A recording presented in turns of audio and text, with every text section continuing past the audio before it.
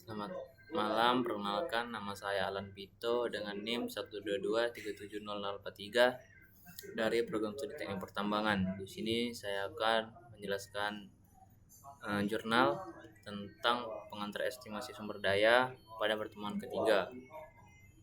Ini membahas tentang metode triangulasi dalam estimasi sumber daya. Metode triangulasi adalah salah satu teknik dalam estimasi sumber daya yang menggunakan jaringan titik kontrol untuk membuat model geometri yang mewakili cadangan mineral.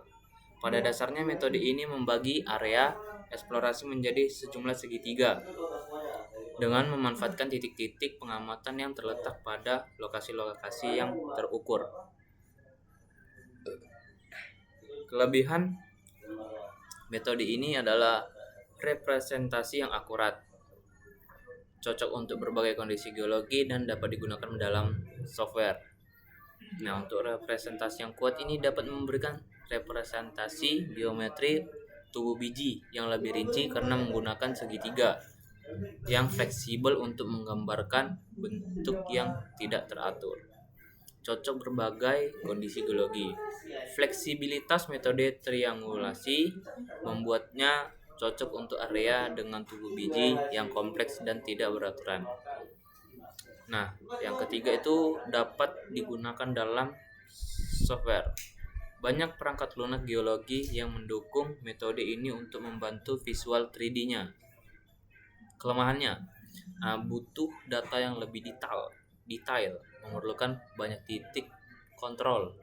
Contohnya itu adalah banyak titik bor untuk menghasilkan estimasi yang akurat yang bisa meningkatkan biaya eksplorasinya. Nah, kecenderungan kesalahan pada area yang minim data, sebab pada area yang sedikit datanya, hasil triangulasinya mungkin tidak akurat karena model bisa melebih-lebihkan atau mengecil-ngecilkan volume sumber dayanya.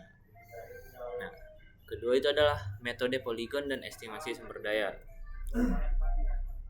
Metode poligon adalah teknik estimasi sumber daya yang membagi area pertambangan ke dalam sejumlah poligon.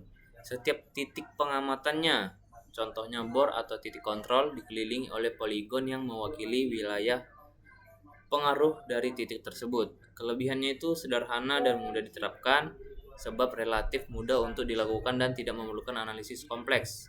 Cepat dalam estimasi.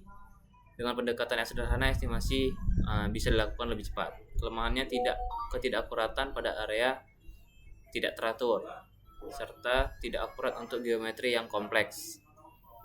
Metode radius atau inverse distance weighting IDW. Pengertiannya ini adalah teknik estimasi di mana nilai sumber daya pada suatu titik dihitung berdasarkan nilai-nilai dan titik sekitarnya dengan bobot yang diberikan bergantung pada jaraknya.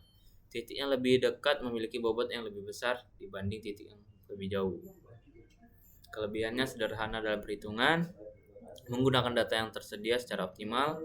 Kelemahannya itu kurang akurat pada area yang tidak teratur dan tidak mengatasi anomali sebuah geologi.